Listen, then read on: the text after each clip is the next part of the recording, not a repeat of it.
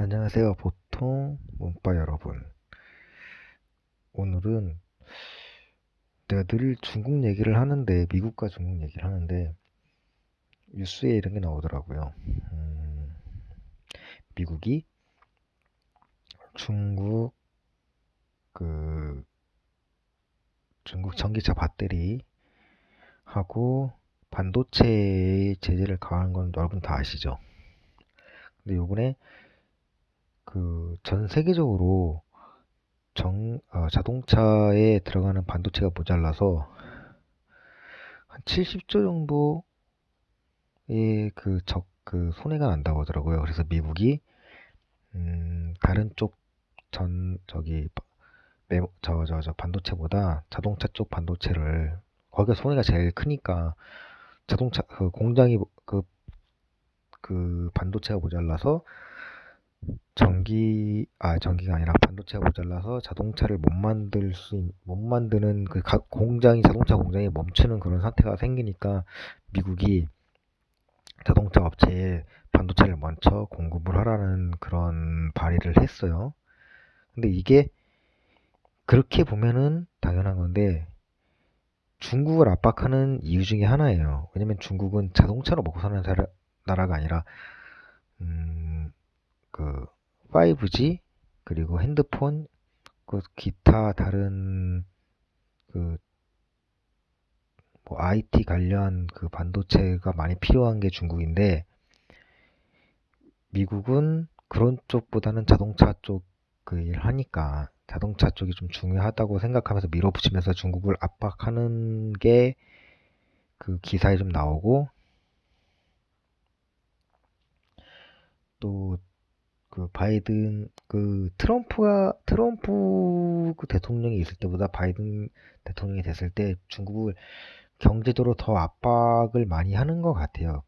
뉴스를 보면은 반도체 쪽도 그렇고 히토류도 그 더 중국에 많이 의존하지만 히토류가 중국에서만 나오는 건 아니거든요.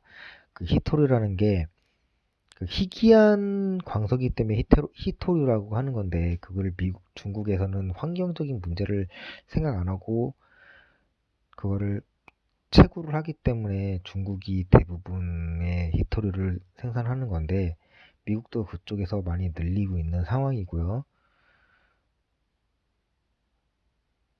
또 전기차 배터리 같은 경우에도 내가 중국을 얘기하지만 중국이 항상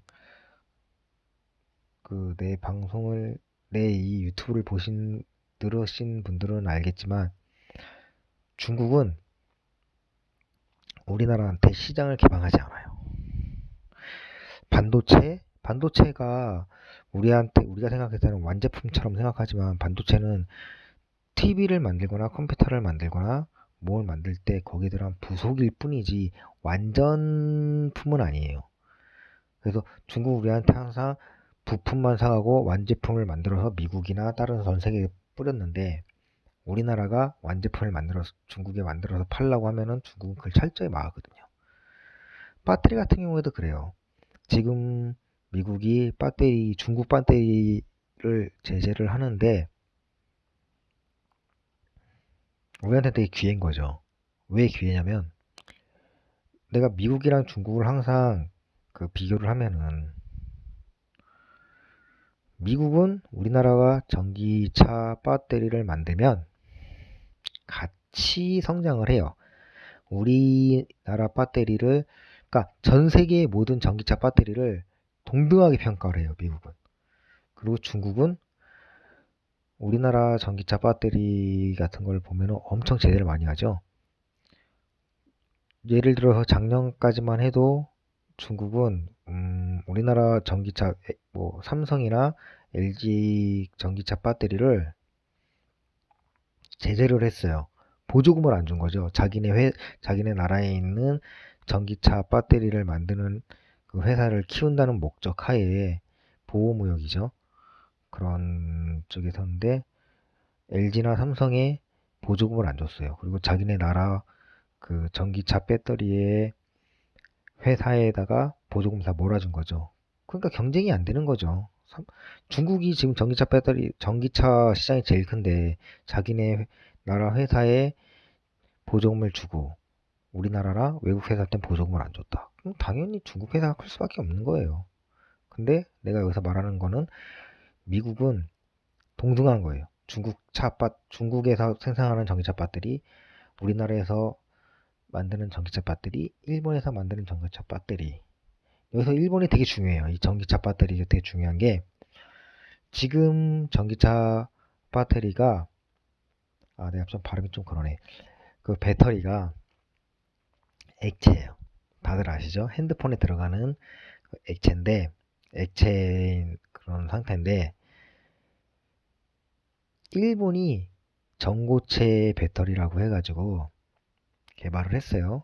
그리고 미국과 일본, 우리나라가 되게 중요한 게 뭐냐면은 우리나라가 LG나 삼성이 앞으로 전기차 배터리를 만들 때 특허 같은 경우에 우리나라도 되게 많이 개발을 하지만 지금 전고체 배터리가 일본이 거의 독점이에요.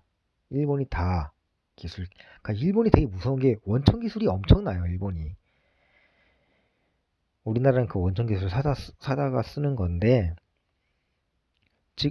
아까 좀 말이 좀 셀 수도 있는데, 그런 거죠.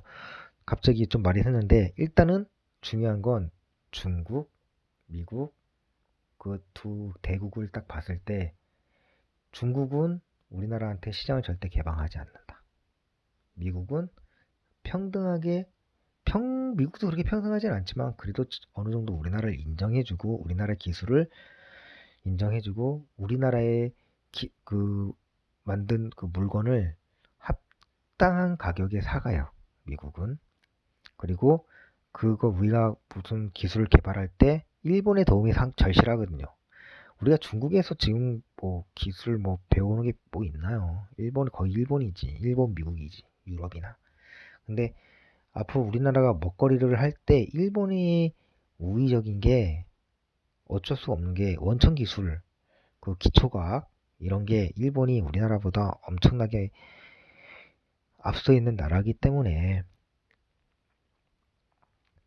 일본이랑 정말 친해야 돼요. 반일, 반미, 웃긴 거예요, 이게 정말.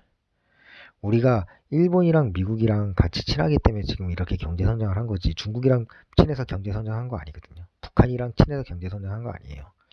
우리가 정말 정확히 알아야 되는 게 일본이랑 미국이랑 동맹을 하고 있기 때문에 중국이랑 북한이랑 대등하게 있는 거예요. 만약 우리가 일본이랑 미국이랑 떨어져 있다. 그럼 북한이랑 중국이 우리 엄청 우습게 볼 거예요. 없거든. 우리가 뭐 북한에 비해 자원이 있습니까? 뭐가 있습니까?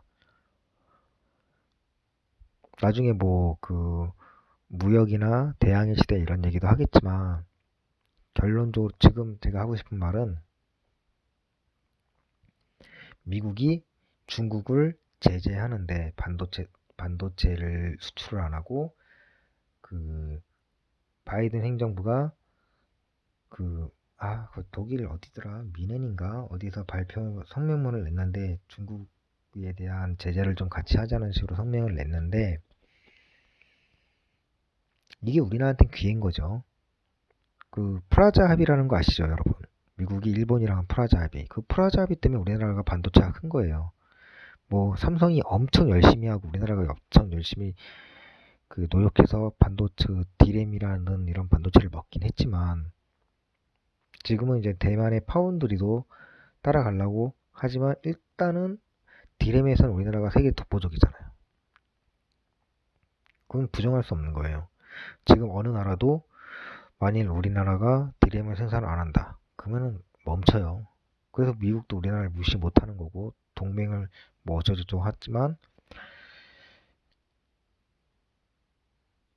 이거를 무시를 못하는 것도 있고 정말 우리나라가 대단한 거죠. 이 조그만 나라에서 내가 이렇게 유튜브를 하지만 이렇게 생각을 하면서 방송을 하면서 이렇게 하지만 참 국뽕이죠. 대단한 것 같아요, 우리나라. 참, 이 조그만 나라에서 이런 말을 할 수 있는 게 나왔다는 게 참 대단한 것 같아요. 내가 40대인데 우리 어렸을 때는 일본 하면 우와, 미국 하면 우와인데 지금은 일본이 되게 좀 작은 나라처럼 보이는 느낌도 나고 미국도 이제 야 미국이야 뭐 이런 느낌이 오는데 야 자 이렇게 방송을 하면서 느끼지만 참 우리나라 대단해졌네. 근데 지금이 기회라는 거예요. 미국이 중국을 압박할 때 그리고 중국이 우리나라 그 반도체는 이번에 실패했죠 중국이. 근데 반도체라든지 배터리를 제재를 할 때 그거에 대한 기술력을 갖고 있는 게 세계에서 어느 나라가 있을까요? 많지 않은데 그중에 우리나라가 되게 강국이죠. 정말 이번 기회를 또 잘 잡아야 될 거라고 생각해요. 그리고 우리 평범한 문과 여러분들도 당연한 얘기잖아요. 그냥 제가 늘 말하지만 극성 문과 일명 대기문. 대기문 그 몇 명 안 되는 대기문 때문에 우리들이 다 욕먹는 게 너무 짜증나긴 한데 지금 이럴 때일수록 우리들이 우리 한 표, 어차피 우리는 선거를 하니까 우리 한 표를 잘 활용을 해서 정말 우리가 더 좋은 삶을 살 수 있게 노력을 해야 된다고 생각해요. 뭐 제가 갑자기 오늘 아버지랑 술 한잔 마시면서 두서없이 얘기했는데 중요한 거는 결론적으로 항상 여러 기회가 오지만 이번에도 우리 대한민국의 기회가 또 왔다라는 거를 이걸 잘 잡아야 된다는 거를 정치하시는 분들도 좀 인지했으면 좋겠고 그 정치하는 사람들은 결론은 우리 표를 받는 거니까 우리가 이런 걸 좀 다 알았으면 좋겠어요. 오늘도 방송 들어줘서 감사하고요. 좋은 하루 되시고 힘내세요.